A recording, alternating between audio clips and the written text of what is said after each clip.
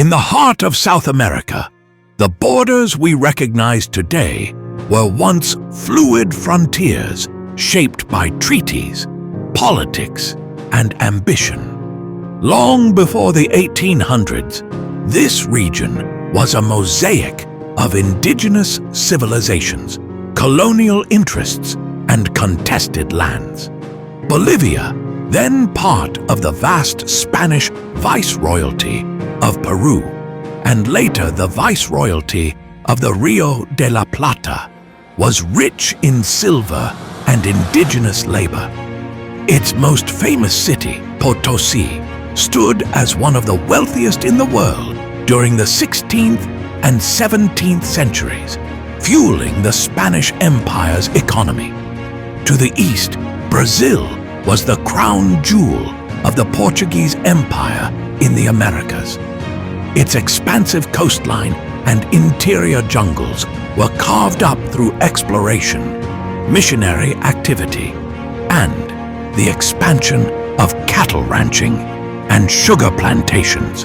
Despite the Treaty of Tordesillas in 1494, meant to divide the New World between Spain and Portugal, Portuguese settlers often pushed westward into Spanish-claimed lands, especially into the Amazon and frontier regions. By the late 18th century, these encroachments and the ambitions of both crowns set the stage for a geopolitical tug-of-war. The tensions, treaties, and transformations that followed would define the complex and evolving relationship between Bolivia and Brazil.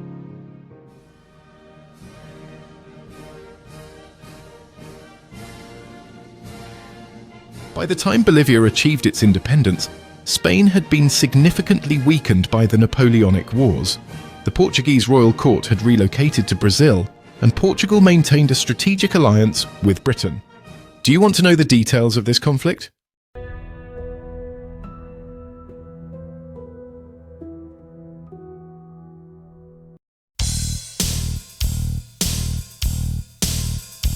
Power, conflict, security. Who really pulls the strings? Welcome to Chameleon, where we cut through the noise and dissect the forces shaping our world. I'm Leandro Trevisol, an expert in international relations and security studies from London Met. And in this space, we don't just report events, we question them. Who benefits from war? What are the real stakes behind diplomacy?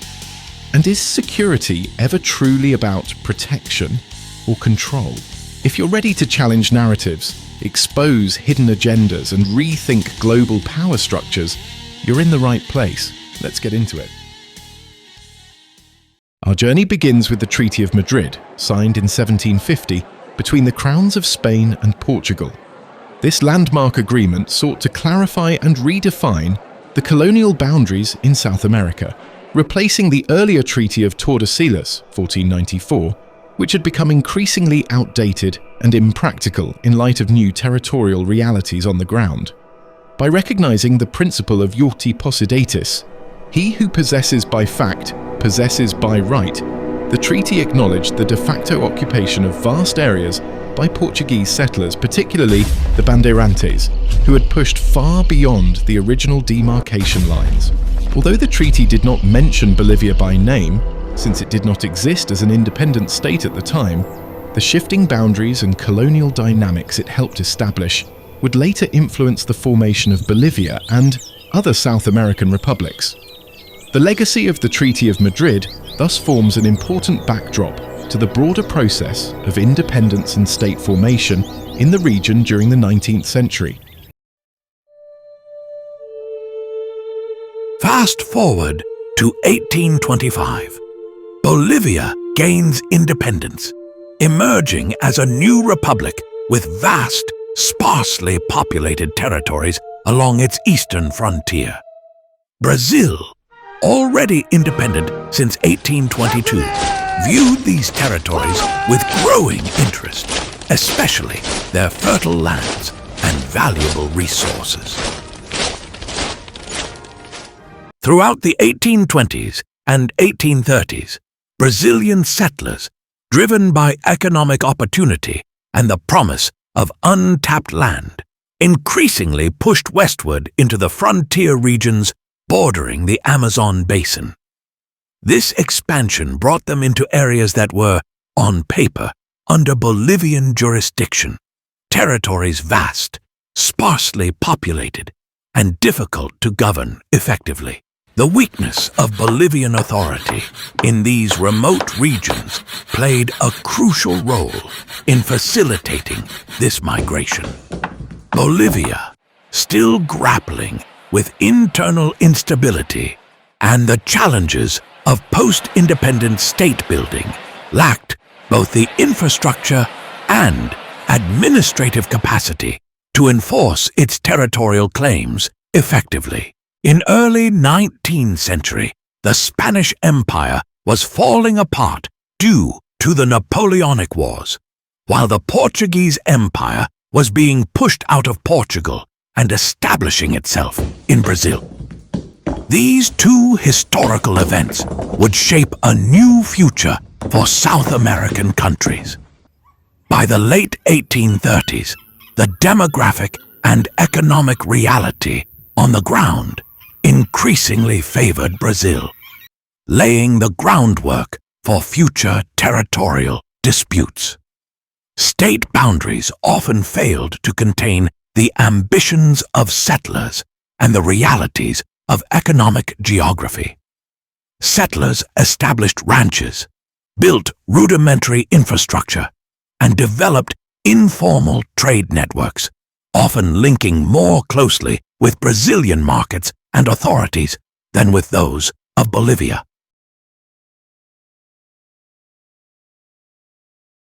Brazil's imperial government, under Emperor Dom Pedro II, recognized the strategic importance of consolidating control over the western Amazon, particularly in regions claimed by Bolivia, but increasingly settled by Brazilian nationals.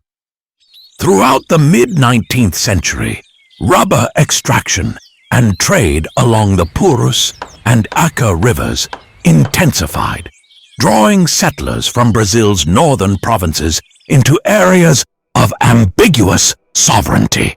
Although officially under Bolivian control, their institutions were not present in this territory, and the growing Brazilian population created a de facto extension of imperial influence. The Brazilian government quietly supported this movement, recognizing that effective occupation would serve as a strong foundation for future diplomatic claims. This strategy culminated in the Treaty of Ayacucho in 1867, through which Brazil formally annexed a portion of the Acre territory. This treaty marked a significant milestone in Brazil's gradual expansion, formalizing territorial gains without resorting to open conflict. By 1888, Brazil had successfully embedded itself in the western Amazon, laying the groundwork for future territory expansion.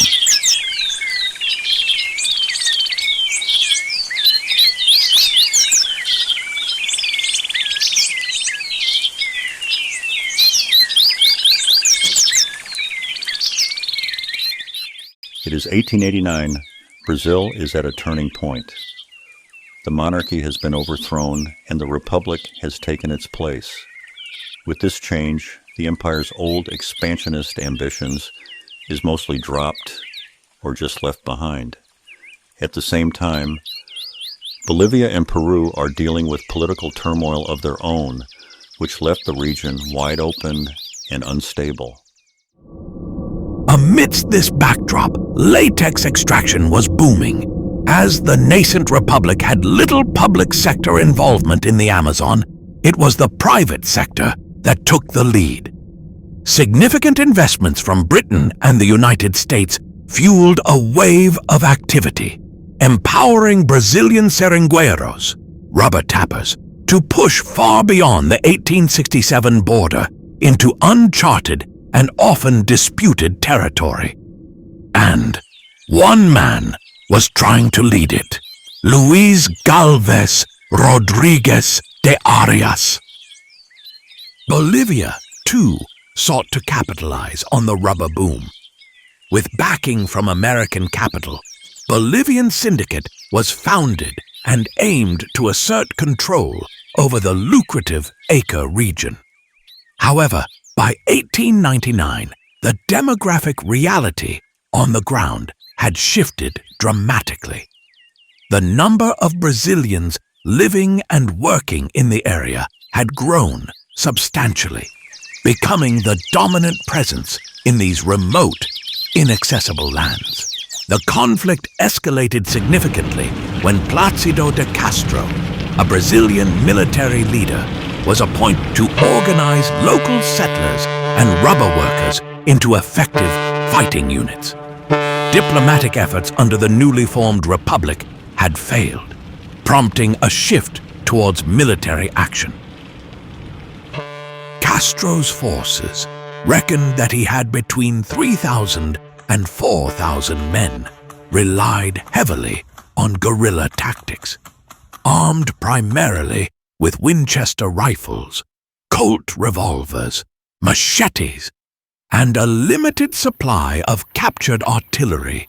They leveraged their deep knowledge of the jungle terrain and strategic mobility to outmaneuver the Bolivian troops. Manaus, strategically located at the confluence of the Rio Negro and the Amazon River, was a vital economic and transport hub in the region. As a major center of the rubber trade, it provided access to weapons, supplies, boats, and a steady flow of volunteers, mainly Seringueiros. It is around June of 1902, and Plácido de Castro already assembled armaments, artillery. Navigating through the river Purus, he soon reaches Puerto Alonso, city dominated by the Bolivian Syndicate, with a defense of between 500 to 800 troops, private mercenaries. Bold decision to bypass the Bolivian stronghold at Puerto Alonso, pressing instead down the river Acre toward the more remote settlements where discontented Brazilian Seringueiros had taken root. Strategically, Japuri, a modest yet crucial village along the river's edge, offered a vital advantage. Securing it would ensure access to food, fresh recruits, and much-needed artillery, all without incurring heavy losses. In Castro's eyes, Japuri was not merely a waypoint. It was the key to sustaining the campaign and turning the tide in favor of the Acrean cause. The village of Japuri fell swiftly into Brazilian hands, encountering no resistance. As planned, Castro resupplied his forces without delay, securing vital provisions and welcoming new recruits to the cause. With renewed strength and momentum, he advanced upriver, setting his sights on the next confrontation, the Battle of Volta da Empresa. Castro gathered his troops and supplies, setting off along the riverbanks with confidence, guided by men who knew the terrain intimately. As they advanced, his forces systematically disrupted Bolivian supply lines and seized control of key trade routes long dominated by the Bolivian Syndicate.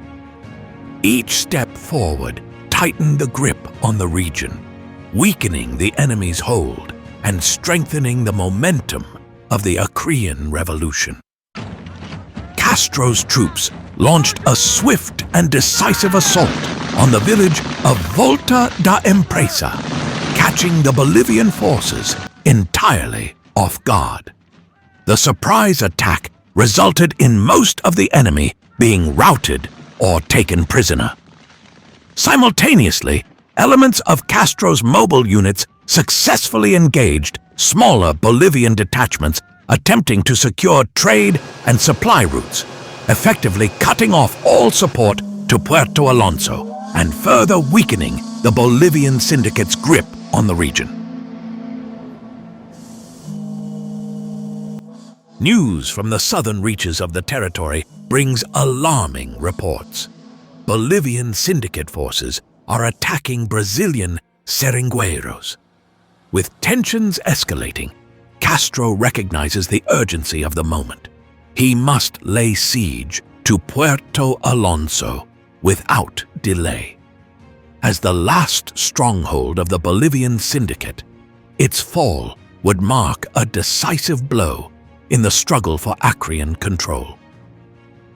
Navigating dense jungle trails and the winding Acre River, his men, many of them seasoned Seringueiros, moved with precision and stealth. As they advanced, Castro deployed detachments to encircle the outpost, cutting off all supply lines and communication routes. The siege was carefully orchestrated. Brazilian forces took control of the riverbanks and surrounding high ground, placing pressure on the Bolivian garrison from all directions while avoiding a direct assault that would risk heavy casualties. Over the course of several weeks, the encircled Bolivian troops, outnumbered, demoralized, and low on provisions, found themselves increasingly isolated.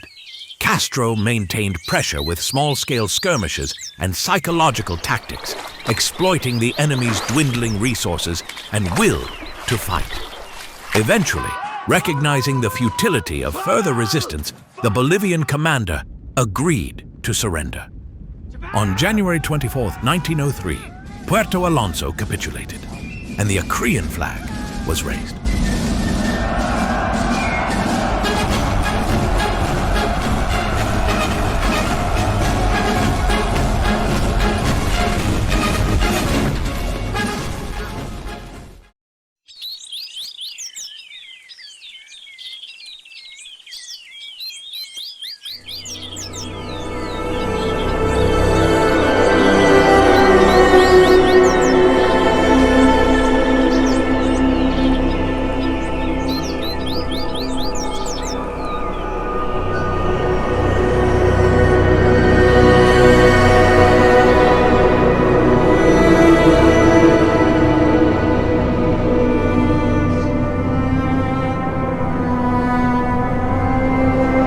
While the conflict in Acre began as a private initiative, it has now escalated to a level that requires the attention and resolution of the Republic.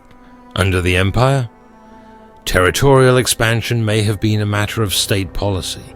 However, as a republic, Brazil is committed to peace, stability, and the principles of international law. We have reached a mutual understanding that the majority of the population in the contested region identifies as Brazilian, both culturally and economically. In recognition of this reality, and in accordance with the principle of uti possidetis juris, whereby territorial sovereignty is determined by existing possession, we assert our claim to the territory in question. Our aim is not conquest, but the peaceful and legitimate resolution of this dispute in the interest of the region's people and the enduring friendship between our nations.